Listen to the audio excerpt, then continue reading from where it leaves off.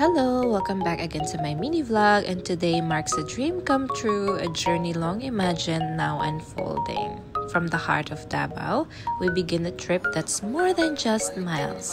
It's memories in motion. And for my mother, this is her very first international flight, and for my two kids, it's their first glimpse of the world beyond our shores. So watching them step into this adventure, it's one of the most beautiful moments of my life. And yes, we chose Philippine Airlines. Our flag carrier made the journey seamless from Davao to Manila and onward to Hong Kong.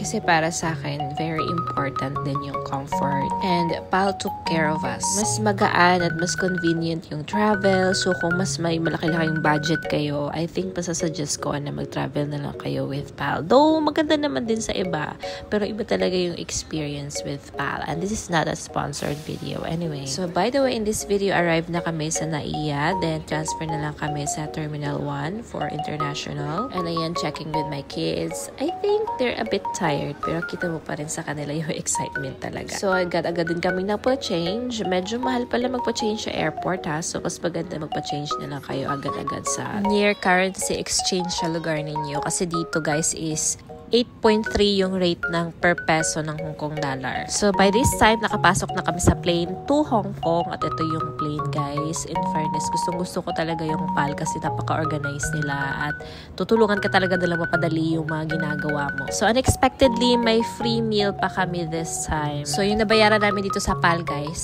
from Davao to Hong Kong. Of course, bababa ng Manila to Hong Kong yan. So, connecting flight.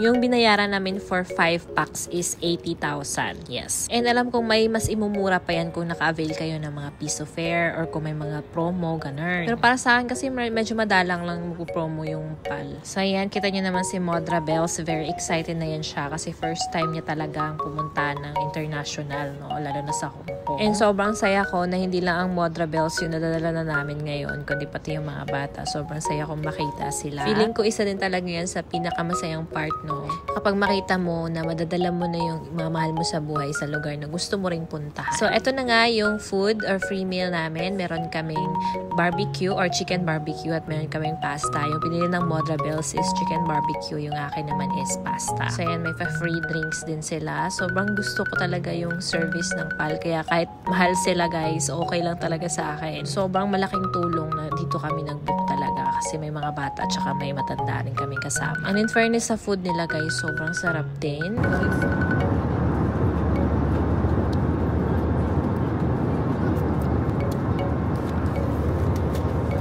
At ayan na nga si Modra Bells, nasimula na rin siya kumain na talagang nagustuhan niya rin yung food. At chinek ko na nga yung dalawa sa harap namin ay tapos na rin silang kumain, no? Napakabilis silang kumain talaga. At syempre, yung tatay talaga ang tumatapos ng mga natirang pagkain. At ayan na nga, nag-relax na kami after eating guys kasi 2 oras pa kami maghihintay. At ayan na nga, prinex na ng aking Modra Bells ang aking ibinigay sa kanyang Michael Kors from Japan. At ayan na nga guys, nakalanding na nga kami dito sa Hong Kong Airport.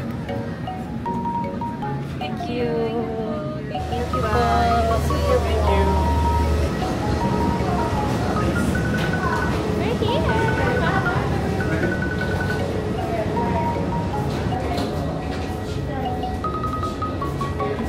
At ayan na, naalala ko na naman ang Singapore at Japan dito sa kanilang airport kasi carpeted din. Ay iba talaga. What can you say? What can you say in Hong Kong's airport? Good. Good only? Yeah, it's very good. Yeah. At grabe nga pati CR nila guys, sobrang ganda rin. Talagang mahihiya kang sumi-R dito guys. CR panlalaki pa to. At ayan, sumakay kami sa train nila guys dito mismo sa airport. O diba, may train sila dito guys para lang makatransfer. Partida sa atin ay bus.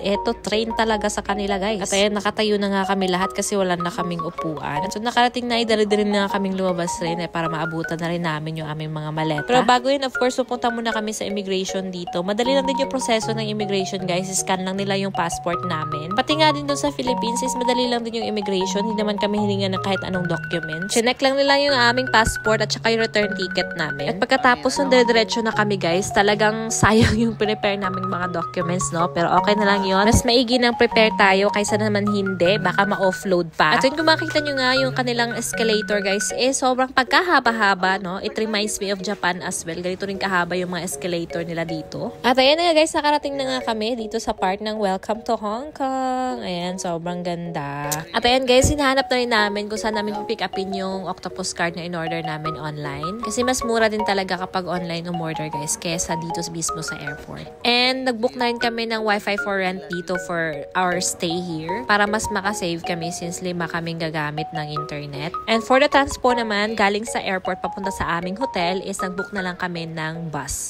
Kasi sobrang hassle naman kung mag-train kami, ang dami pa naming dadaanan. And may mga kasama pa kami mga bata tsaka matanda. At nagulat naman ako na okay na rin naman pala yung kanilang bus dito. May lalagayan din ng maleta at mas mag-e-enjoy ka, no? Kasi makikita mo talaga yung mga dadaanan mong mga areas. And ayan, it took us 45 minutes from the airport papunta ng aming inistayhan na hotel doon sa Tsim Sha Tsui. I'm not sure if I pronounce it right. And isa din sa nagustuhan ko sa bus guys is mas mura siya compare sa taxi since yung bus dito guys is 35 HKD lang. Kung makikita nyo naman, sobrang komportable naman namin dito, so okay lang talaga. And TST nga yung pinili naming area na stayhan guys since dito talaga mas accessible sa lahat ng mga spots. At since late na nga kami makapag-check-in dun sa amin talagang nirentahang inn is dito muna kami sa California Hotel. Din dito guys, sobrang mahal dito ang per night, 6,500 I guess. Pero choco na rin yun, at least makapagpahinga na kami. At yun lang po muna sa aming first day dito sa Hong Kong. At abangan nyo lang aking susunod na mga vlog. See ya! Bye!